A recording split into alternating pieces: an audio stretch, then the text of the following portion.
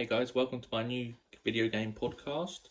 I'm going to be sort of covering all the new gaming news related to the Summer Games Fest that Jeff Keighley has highlighted, and the IGN one, and I think GameSpot have got one as well. So I'm going to sort of be covering all the news from that, and then any other news that pops up within the week. Video game reviews, I'm going to be covering them for my first impressions of those when they come out. There's not too many of them coming out at the moment. But that could all change, of course. And yeah, that's pretty much it, really. So we'll start off with the main news, which was from Tuesday, I believe. Tony Hawk Pro Skater 1 and 2 has been remastered for current gen platforms, and that'll be coming out on the 4th of September. So basically with that, they've sort of improved the visuals, obviously with 4K. They've kept the multiplayer, I presume, so you can still do the old features that it was on like PS1 or PS2. So you can get the multiplayer. You can also pre-order the game and you get the warehouse map for free. That should come. I think they've said an actual date when that's coming out, but the game launches in September, so you presume about August time, August, July, I'd say. And yeah, that's pretty much it for that game, really. There was a trailer they posted. Jeff Keighley and Tony Hawk had a bit of an interview. And yeah, Tony Hawk was really happy that they've been able to bring that game back out, as his last one on PlayStation Xbox wasn't that big of a success. Later on Tuesday, the Apex Season 5 launched with a new character called Loba, new map changes, which were Skull Down and Thunderdome have changed. They've added a new POI salvage that's been added to the broken coast across the map. New offshore rig connects to former relay and wetlands. Wetlands have been replaced by the excavation of the capacitor, which has a new underground pathway to Psi Labs. Nesting Grounds has continued to regrow into the reclaimed forest, which features an expanded Psi Labs exterior and a small camp outside of the cage. If you roughly know the map, you might understand whereabouts those are. I've played a couple of games on there, and they're quite cool map changes. So one of them, I think it was over at Skulltown, actually lowered the map so you can go much lower down onto sea level. And there's obviously cool loot around there you can find, and that's obviously it's quite a dodgy area to land since there's a lot of water you can actually end up falling into. I presume you have to get like a balloon to come out of that. So yeah, they added new season pass or battle pass, where they've added 3 new skins at level 1 and a gun variant. I believe, what was it? I think it's Revenant's got a skin, Rave's got a skin, Loba's got a skin, but that's later on. I believe Watson might have a skin, possibly, and Bangalore definitely has a skin if you play any of those. Yeah, of some weapon changes. They've also done some legends have changed their abilities slightly. So Pathfinder's got a 35-second time down on his grappling hook rather than a 15. I believe Wraith's like teleportation has been slightly adjusted for a longer cooldown. And Mirage has actually a big buff actually, sorry, which he now, so when he uses his L1 ability, rather than his like hologram just running off, he sort of mimics your movement as such, and then his main ult does the same. So with 5 of them, instead of just appearing, it will sort of follow his movement, which is quite hard to track actually.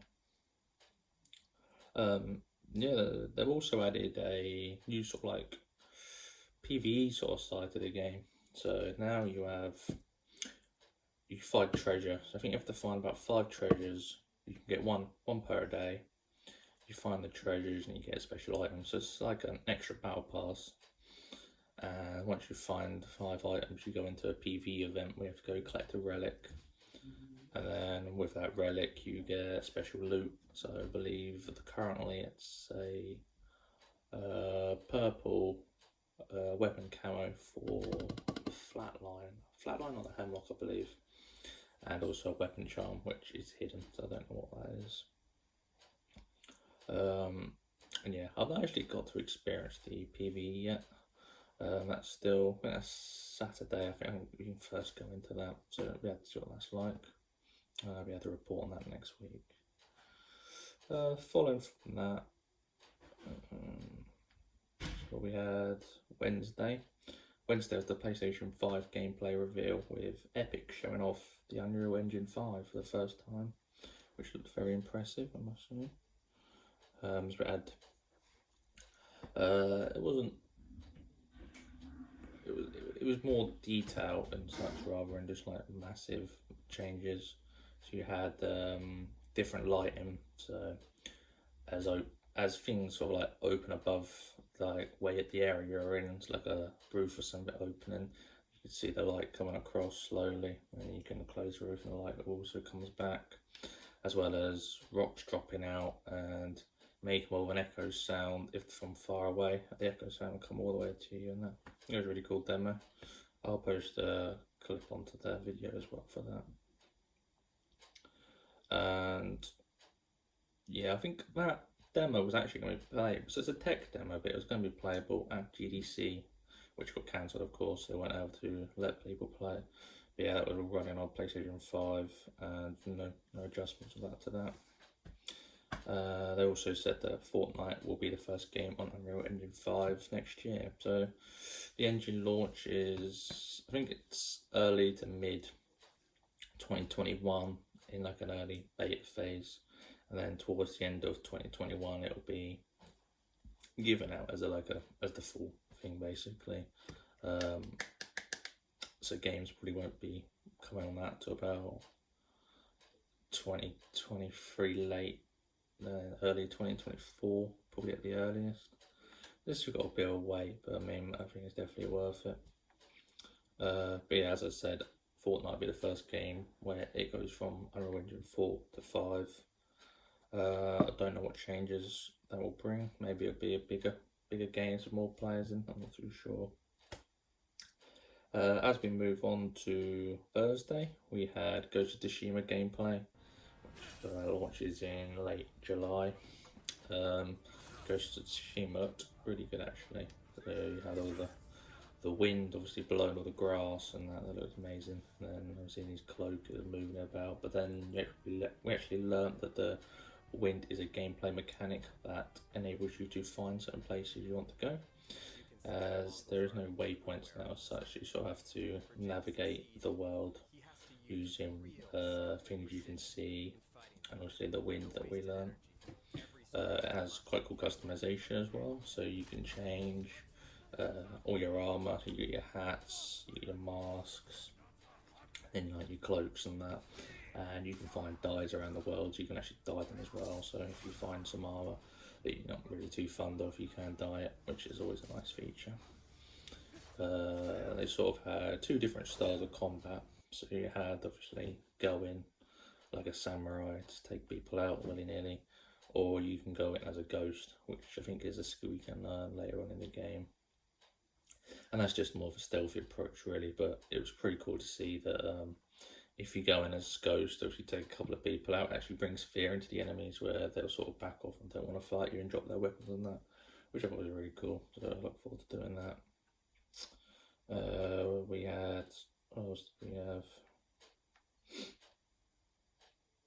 So I believe, I'm not sure if, I presume Ghost would be on PS5 as well, as a backwards compatibility game, probably with upgrades as well. I don't know how it runs at the moment. I don't know if it's 30 frames or 60 frames, or I presume it'd be 4K. It looked like it was 4K to be fair. Yeah, it also added a few other little modes as well that were, well, modes, I'd say features really, that were quite cool to have at launch if you want to experience the game. So you had obviously your photo mode, which is a fantastic game for photo mode. That was actually different, the photo mode. It, rather than freezing the whole game, it sort of, there's a version of it where you could freeze your character, and obviously the wind's still blowing and that, so you can sort of pan your camera around and just see different lighting and everything you can change. It look really cool. They have a film mode, so you can play the game in black and white if you fancy, and obviously like different boss fights and that look pretty cool, and black and white. Not really something I'd like to do, but there you go, there's an option for it if someone wants to do that. Pretty great for capturing pictures in. And it also had a way of which you can experience the game in Japanese language, and you can have the English subtitles, so it just gives you a more authentic feel of being in Japan, really. Which, yeah, it looked really cool. So I'll put some pictures up so you can see them. That's obviously coming out a month after The Last of Us 2, which you've seen quite a bit of more gameplay of, so it was good to see a state of play launch with some gameplay of that. That was pretty much all the news really of this week. Major news. We have an announcement for Mafia Trilogy Remaster on Tuesday. Next week's Tuesday. So that'd be something we can cover. As we're recording this on a Friday, there's sort of nothing to really report on. Apart from some games you could try out at the weekend that are on sale or on a free actually. So on Epic's Game Store you can download GTA 5 until 21st of May.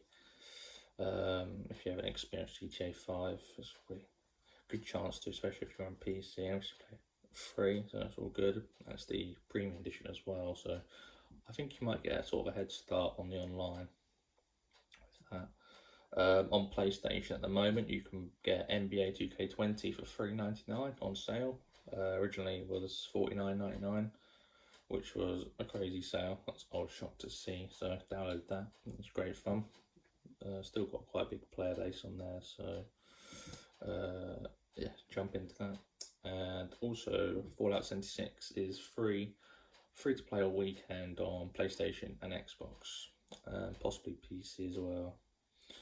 So obviously you get your new NPC storylines. You sort of get a whole new main quest line, which is cool. But then obviously you got to remember that the original game is still there, so you're still going to get the quests where there's no NPCs involved as such. So it's a bit of a.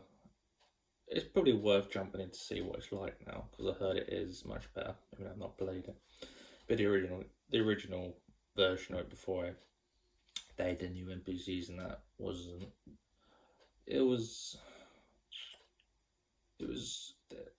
still a Fallout feel to it, but it was just so buggy and going from different places. Being a level 12, I was doing a quest and I get to an area where it's level 30 and you just get destroyed, and it's just like, what can you do about that really?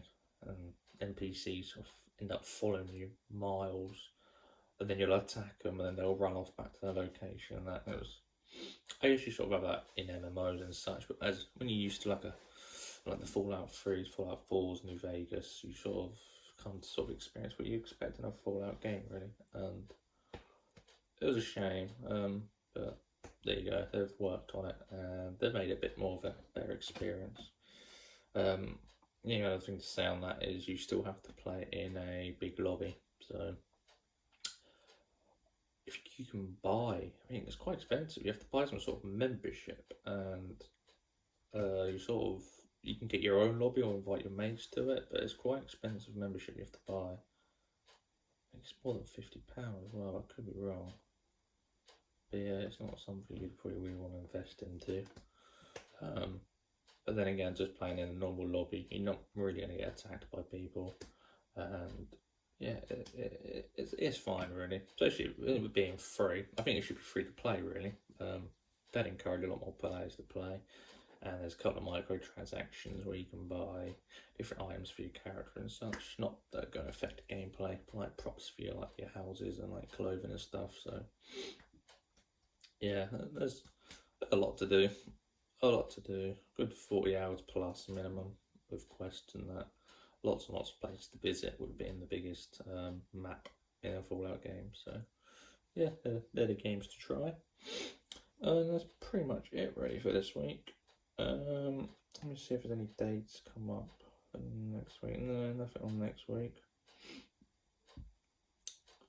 So the next day on the Summer Games Festival so far is the 9th of June, which is the Steam Game Festival. Obviously, Jeff said that there'll be more events in May happening, and as we can't go to like E3 and stuff like that, there'll be a lot more game demos we'll be able to try throughout the few months that it goes on, which would be quite cool. But yeah, apart from that, that's it really. Anyway, thank you for watching. This will be a weekly thing, so stay tuned for next week to see what happens on next week's news.